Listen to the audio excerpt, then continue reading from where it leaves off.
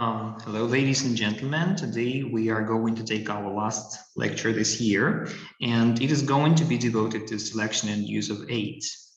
Well, before we start talking about aids, probably it would be good to define them, right? So aids are the resources and equipment available to us in the classroom, right? As well as the resources that we can bring into the classroom ourselves.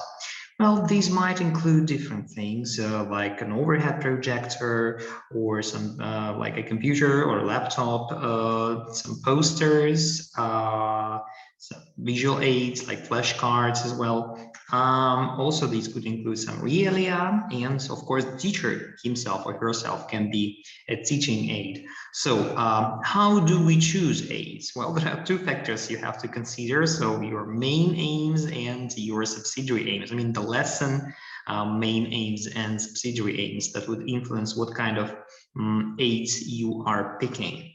Okay, well, now we are going to do a kind of task with you. So I'm going to show you a piece of equipment, some aid, for example, a blackboard or a whiteboard, and I'm going to give you the direct main like teaching purpose of this thing. For example, we usually use a blackboard for writing up planned vocabulary, grammar, examples, and explanations, right? And I want to ask you to think how else you can use a blackboard or a whiteboard in your class. So what could be other possible teaching purposes of this aid? Well, I'll leave you answers here, please. Thank you. Well, I'm going to share some of my ideas. So you can use the blackboard for writing down ideas that come up during the lesson. Of course, you can improvise. You don't have to prepare things, sometimes. Drawing or displaying pictures there, organizing ideas into diagrams, into mind maps, visualizing the information. Well, you can expose it to your learners to write the answers, for example. And of course, you can use it for whole class compositions when you are writing on the whiteboard and your class is feeding you with some ideas. This could be a good model work before they write their own compositions, for example. Okay, let's take another piece of equipment, this time projector.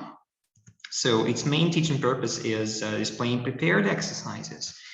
Well, what other teaching purposes can you think of?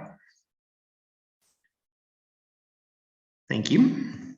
Well, displaying results of group work, of course, if they have been doing some task work, if they have been doing some project, they could show other students in the group what they have created. It could be, for example, a presentation or a video. Building up information layer by layer. This is something I'm doing with you at the moment, right? I'm instructing you and I'm revealing the information layer by layer using PowerPoint. So you can be doing the same thing, teaching grammar, for example, covering and uncovering images, displaying pictures or diagrams. You can use some animation as well here. Well, and displaying digital books and course books so that you students can always keep on track with where you are in the course book. Okay, next thing is a TV screen. So typically we use it for listening practice plus added visual information, right? So how else can we use a television screen in your class? Thank you. Well, for information gap tasks, let me explain. It is when, okay, you seat, you place half of your class, their faces to the screen, so they would be able to see like what's going on there. And you place the other half of the class sitting backs to the first half of the class, so they would be sitting backs to the television screen. They would only be able to hear the sounds, right? And you are asking the first guys to explain in real time what is happening on the screen to the second part of your class.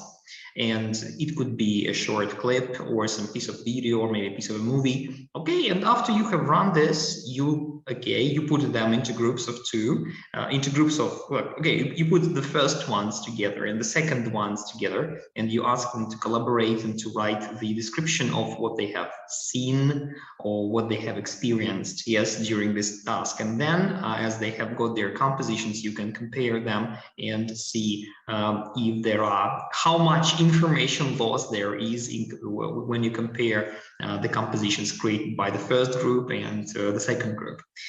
Well, viewing with sound off and guessing the language, of course, yes, you can use the visuals in this case. Pausing and predicting what's going to happen next, very good for prediction language like going to or due and so on and so forth. Filming and displaying learners' performance, right? It can be part of your TBL work. Well, doing digital interactive activities such as Kahoot, quizzes, and many others. Well, another thing is a smartphone. So how can we use it typically? So calling parents, of course, and complaining about the naughty kids, right? What other purposes can you think of? Thank you. Well, sharing links and information. This is a very direct way to share like links to websites. Instead of displaying things on a television screen, you can just drop everyone a link and they can be, exploring websites through their smartphones, right? You can drop the keys to some individual students as they are carrying out some tests or some exercise without having to share with the whole class, right? So it gives you some flexibility with what students get what share of information. And of course, it's very good for information game activities. You send half of the information to one student and the second half of the information to the second student, and then you ask them to communicate and to find out the information that is missing, right? Okay, it can be good for voting and collecting statistics. And it can be good for interactive digital activities that we have just been talking about in the previous point.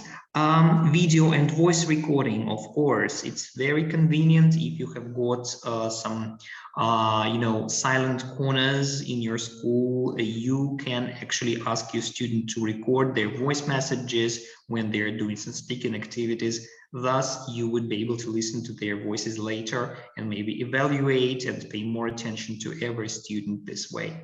Okay, well, so what other aids can we use? We have already mentioned Realia, right? So we have mentioned flashcards and puppets, right? And we have also mentioned the charts that you can use in your classroom. So the charts are the diagrams that show information, right? And we have mentioned the teacher.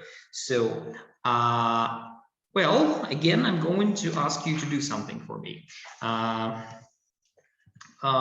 What different uses can you think of for these aids? Okay, so please try to talk about every point. Try to talk about Realia and flashcards and puppets and charts and the teacher in one big message. I don't want to split it into several messages, right?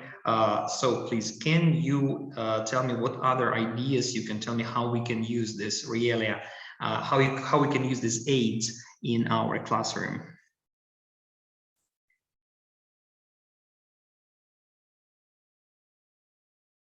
Thank you. Okay, well, I'm going to give some of my ideas on how we can be using this thing. So, Realia. Well, these are real objects that we can easily bring into the classroom, yeah, and they can be used to teach vocabulary, as prompts for practicing grammatical structures, or for building dialogues and narratives for games and quizzes. Well, Realia also includes real texts, such as menus, timetables, leaflets, yes, that can be employed in your role play activities.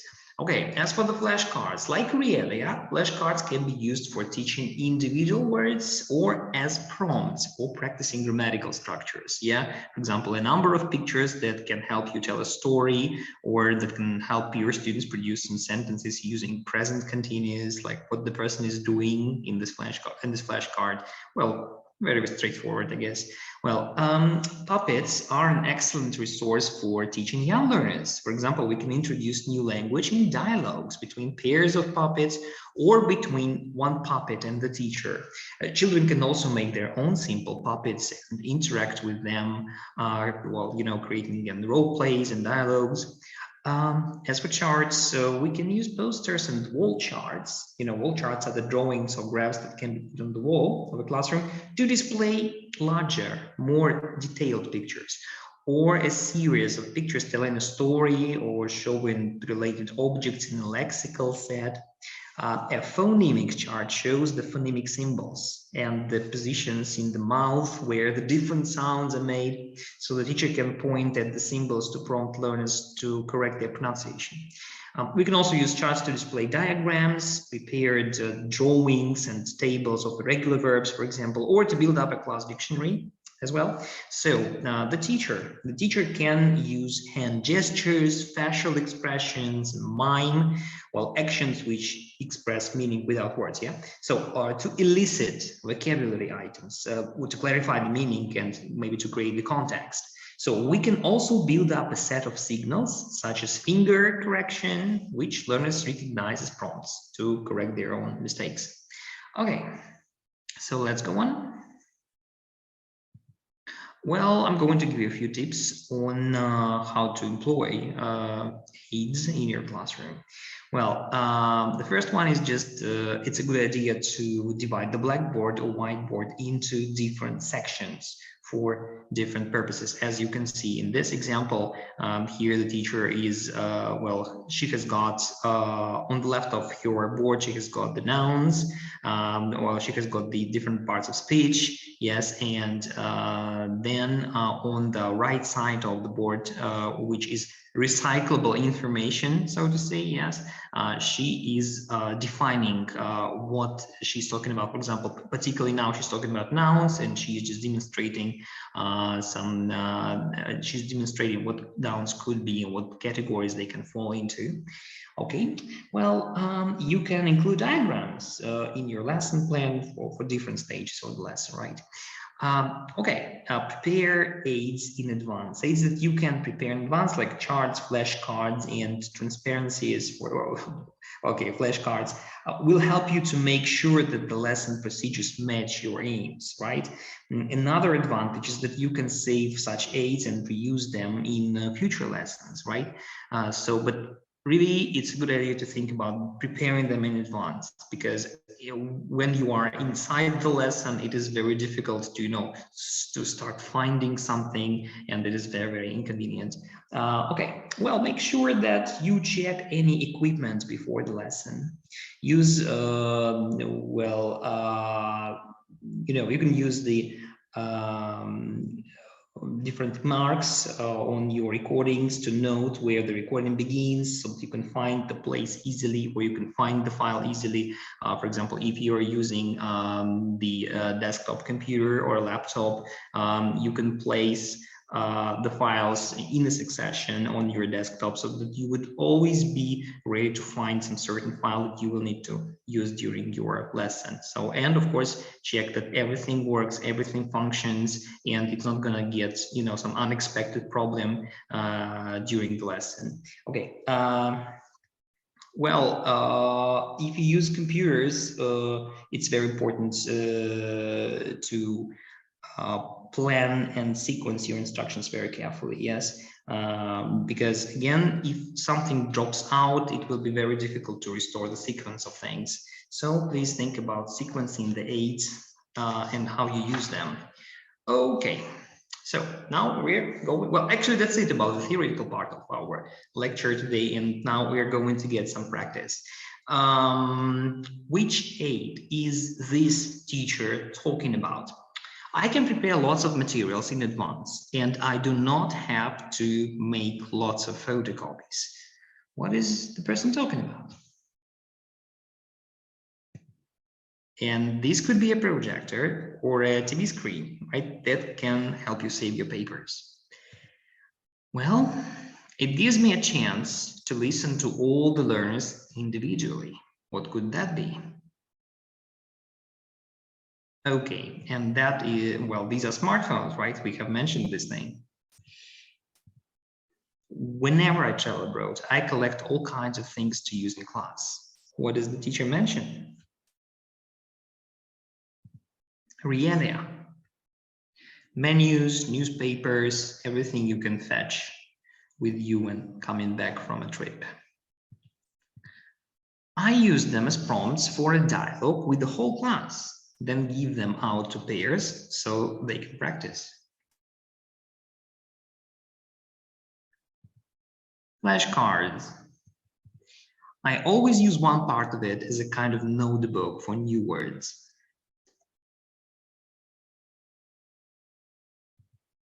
This is a blackboard or a whiteboard, right? It gives learners the most realistic kind of listening practice. And this is a video. This helps with tests, grammar, and vocabulary exercises, dictionary work, research, just about everything. Okay, the teacher was talking about the internet, of course. Good, thanks. Well, now a little bit of your reflection time. What do you think? Well,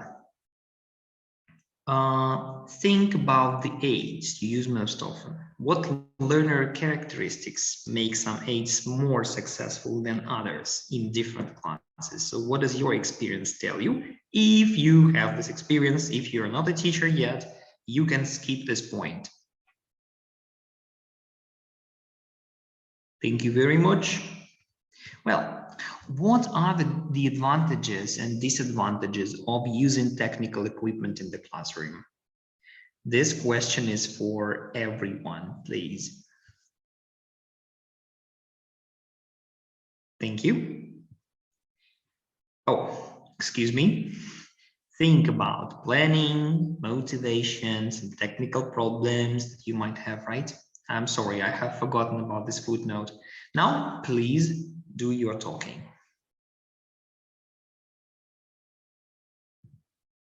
Okay.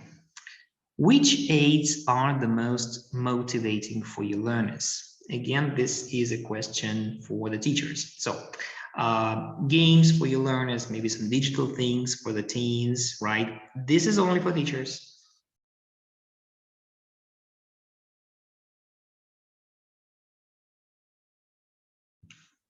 Thank you very much.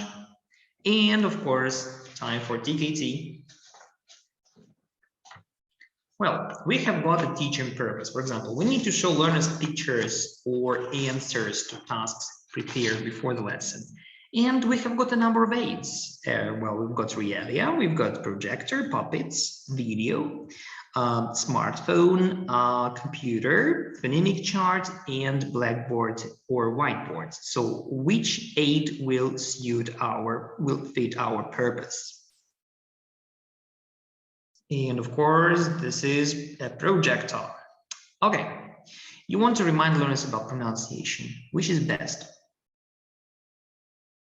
Now, phonemic chart, congratulations.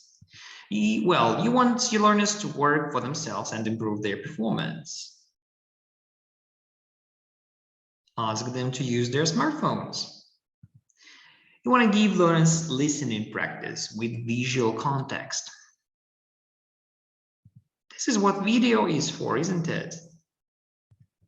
You want to note down new vocabulary items throughout the lesson. Use your blackboard.